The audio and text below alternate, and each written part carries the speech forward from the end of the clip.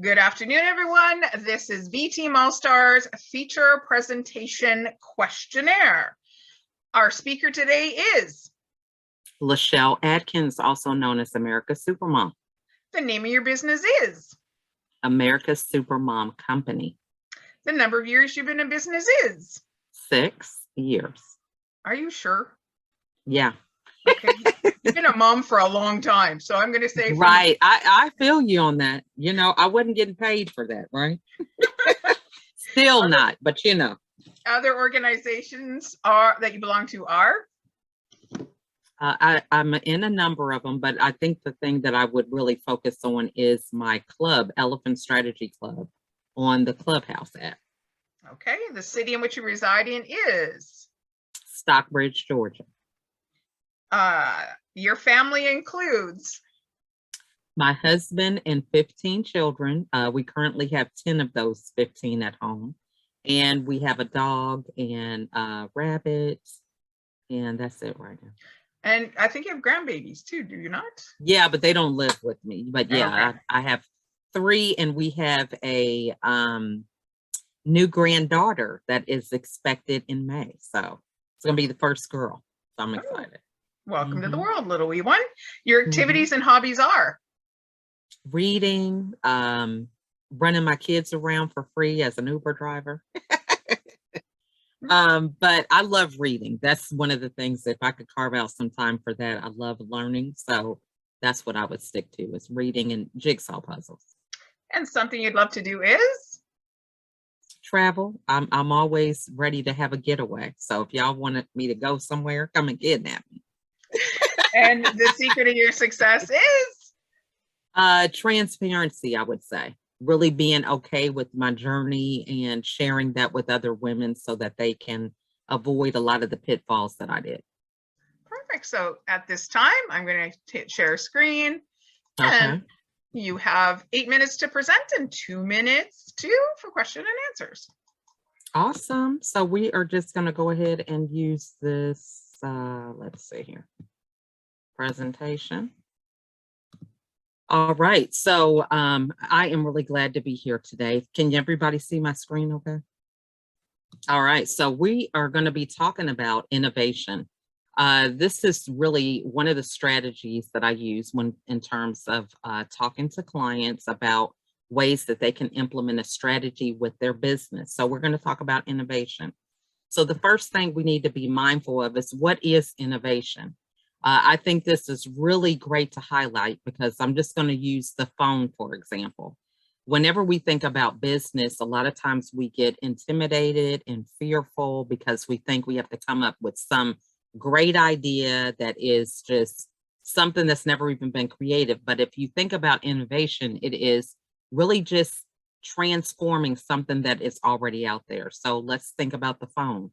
It started out being landline, and then it progressed to having a cordless phone. And then now, as we see now, this phone has different functions. It's not just a phone. It's now somewhat of a hybrid where you have computers, you can scan documents, send them off, you could take pictures, do video. It's just a number of things that we can do, even record podcasts from your phone.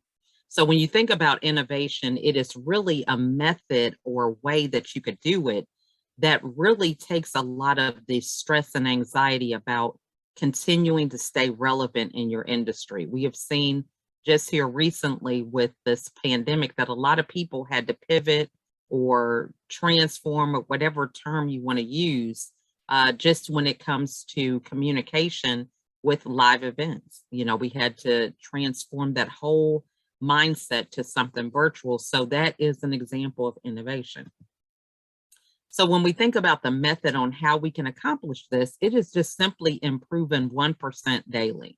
So for example, if we're looking at the phone started out where it had a cord, you know, and so some people laugh about, you know, you had a long cord that extended to different rooms in order for you to talk. And then they did away with the cord to have it cordless. Now we have our cell phone, and we got headsets, or, you know, Bluetooth, or you can do speaker version, all from the same device.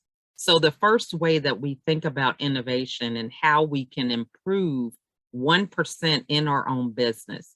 We want to think about how can it be more functional for our end user. And this information is something that we gather directly from the client themselves. So when you think about innovation, you want to think about how are you staying connected with your client to ask them different things about their experience so that you can constantly have this mindset of improving 1% daily. The next thing is improving the mundane, just simple things. Like if you have a invoice, using color to print that out rather than just simply black and white.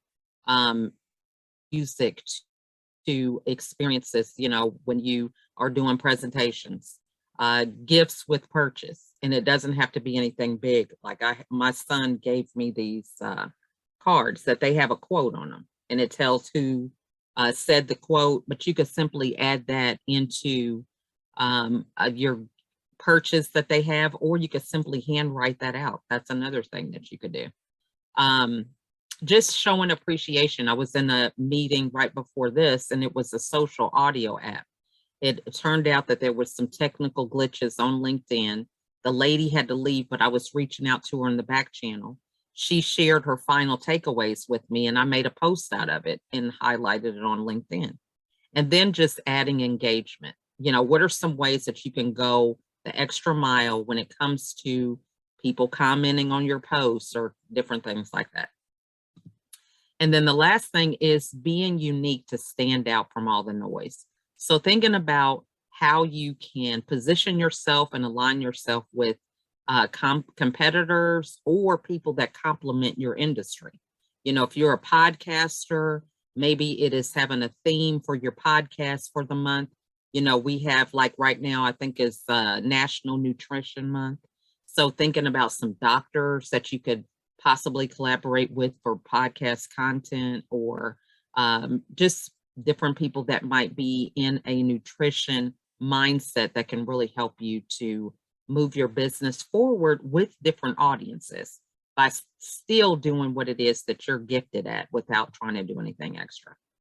And, you know, if all else fails, is thinking about how you can prepare for innovation in your business with some of the things that are happening in real time. You know, Jeanette and I are fortunate to be a part of Metaverse, you know, being an ambassador for digital space in that industry. So what are some ways that you can think about scaling your business into this metaverse? What does that all mean? And having that conversation. So that is pretty much it for thinking about how we can innovate in our business and thinking about just having a conversation. You know, a lot of times if you're with people that do different things than what you do, they can give you an idea based on a process or method that they have that you can transform to something that works for you in your industry. Thank you so much, LaChelle. We'll get you to Yeah. stop sharing screen. I'm going to go back to gallery view here. We do have a couple of minutes for questions of LaChelle. I have one right off the bat. When you say collaboration, what has been your most unique collaboration that you would not have thought that you had the opportunity to collaborate with this business and or person? I would say the metaverse, even though my kids have always been on this platform with video games and things like that. But, you know, I just have used it for my kids. You know, I buy these little gift cards and stuff, but I would have never thought that I would be, you know, exploring into that being a platform for my business. But it's been great because my youngest are 8 and 10, and they ask me all the time, are you on the phone with the metaverse people? Because they know how to navigate through that space. So that's what I would say. Okay, we have time for one more question of America's Supermom. Go ahead, Miss Ravit. So I know you do postings and stuff. So what is, in terms of like, if you're just getting into social media, what would you recommend in terms of like putting post on? Like, is it like weekly, daily, and is there a specific time or what? Because I know you're like one of the social media queens here. So. Oh, thank you. I would say refer to Jeanette on that, but I think just start out with what you feel comfortable with. You know, if it's once a week, give yourself a low guideline.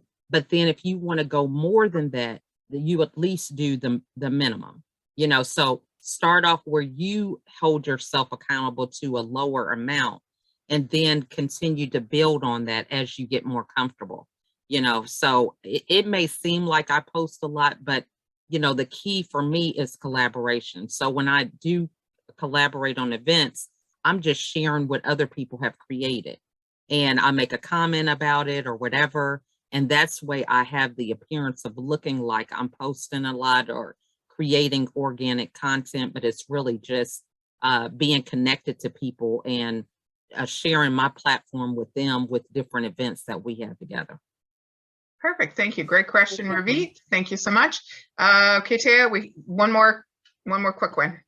Just about the clubhouse. It's so darn early here. So it's tough to get on because it's too early for us. If I'm awake, the cat wakes me up, then I will listen sometimes, but I haven't been able to in ages. Are you going to be doing it? Is this the only time you're going to be doing it, or you'll be doing it later in the day? Or actually, we do have later rooms now. We have been creating somewhat of a community where we are passing the baton to a lot of people that still follow the same concept, but they do have rooms in the evening as well as in the afternoons. So I'll be sure to tag you or something when that happens. yes, ma'am. Awesome. Thank you so much.